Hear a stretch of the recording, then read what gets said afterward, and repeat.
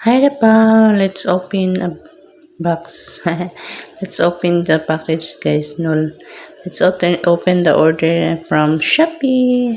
Ito, guys, it's halagang 174 lang, guys. Nakamura na ko. It's 50 pieces na siya, guys. Small yung size niya na diaper. Tapos yung binili ko diaper tape para sa newborn kasi mahirap pag pants yung bilhin natin sa newborn.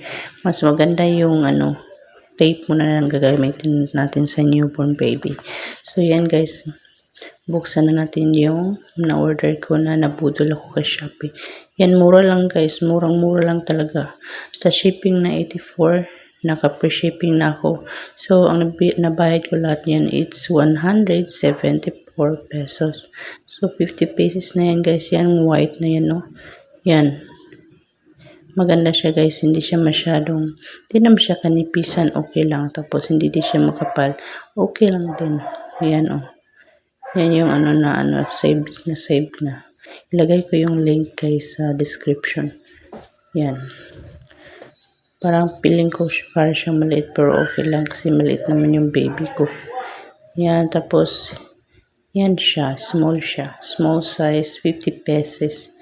Bili ako ulit para makamumura na mura siya kasi nabili ako nung 12.12 sa Shopee. So, check natin yung isang color. May color siya. Yan, maganda siya. Kasing mas makapal to konti. Sukat natin. Mas malaki yung isa, yung may color. Yan, malaki. Yan, ito yung malaki. Yan. Pero okay lang naman yung white. Okay lang. So, yan guys, sa gustong bumili, lagay ko yung link sa description or sa comment section or what else.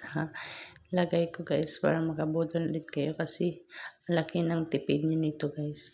So, kung sa medium is siya, nasa lagang 200. So, bye-bye guys! And see you again. Thank you for watching. Yung anak ko makulit.